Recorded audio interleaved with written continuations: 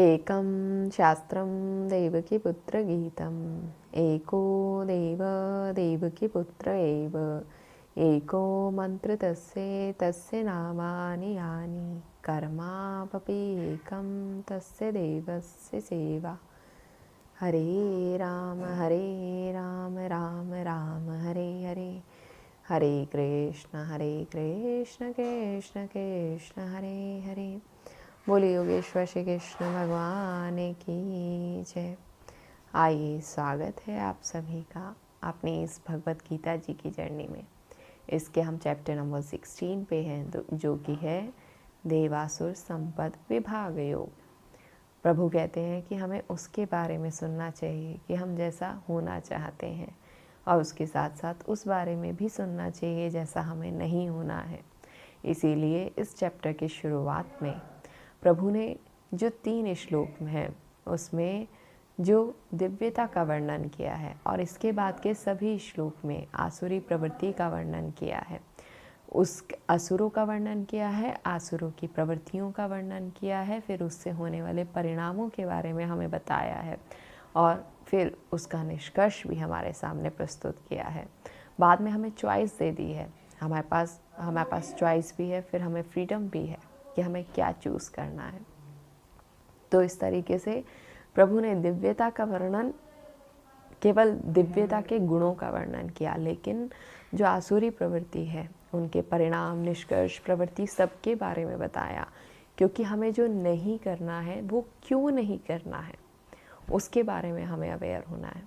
जो करना है वो दिव्य है, वो तो है ही है। तो इसीलिए जो वर्णन है इसका, वो पहले से 3 श्लोक में दिव्यता का वर्णन है। इसके प्रथम श्लोक के बारे में हम पहले जान चुके हैं। आज चर्चा करेंगे इसके दूसरे श्लोक की। दूसरे श्लोक में प्रभु कहते हैं, अहिंसा सत्यम क्रोधस्त्यागः शांतिर्रैपूषणम दया भूतेव शोलोलुप्तम मार्दवम हीरचापलम। ये सब दिव्यता के गुण हैं। इसमें सबसे पहले वर्णन किया प्रभु ने अहिंसा।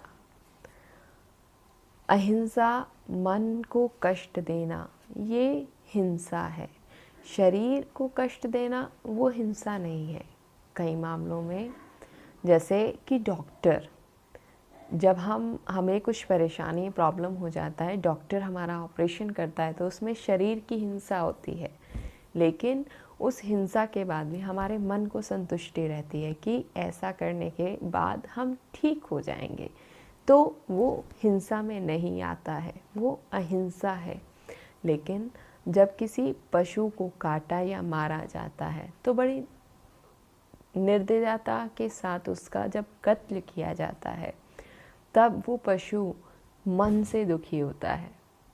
तो जो मन को कष्ट दे वो हिंसा है।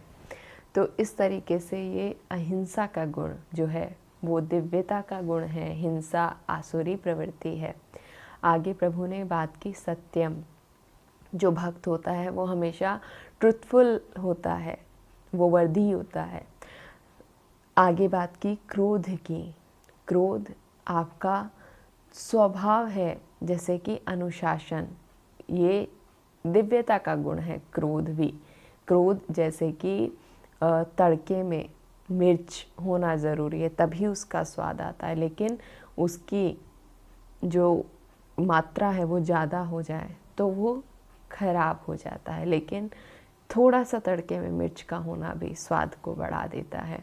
तो इस तरीके से आपके स्वभाव में क्रोध हो, लेकिन अनुशासन का, जैसे कि माँ अपने बालक पर क्रोध करती है उसको अनुशासन में लाने के लिए। उसका क्रोध किसी हिंसा को लेकर नहीं है, उसका क्रोध अनुशासन को लेके है।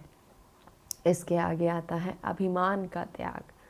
आप अपने अभिमान का त्याग करें।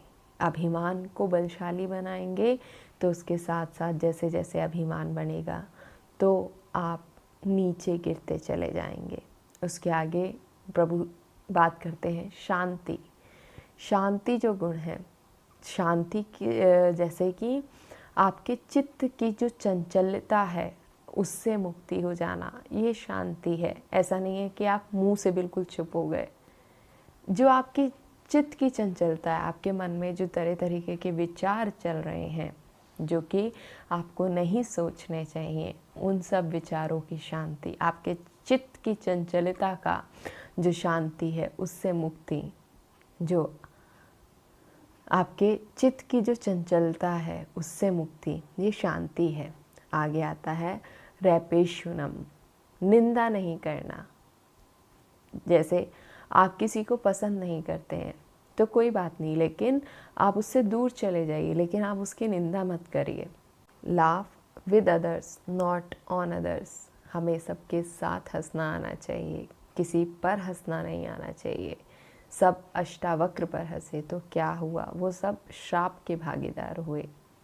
तो हमें किसी की हंसी उड़ाने के लिए, किसी की निंदा करने के लिए, हमारा स्वभाव कभी भी निंदा का नहीं होना चाहिए। अगर हम किसी को पसंद भी नहीं करते हैं, आप उससे दूर हो जाएं चलेगा, लेकिन उसकी निंदा मत करिए। आगे दया, दया का स्वभाव प्रभु ने बताया कि वो एक भक्त का स्वभाव है। लोलुप्तवम, संसार में होते हुए भी उसमें आसक्त नहीं होना। जैसे कि कमल, कमल कीचड़ में उगता है लेकिन उसका स्वभाव कीचड़ से बिल्कुल विपरीत होता है।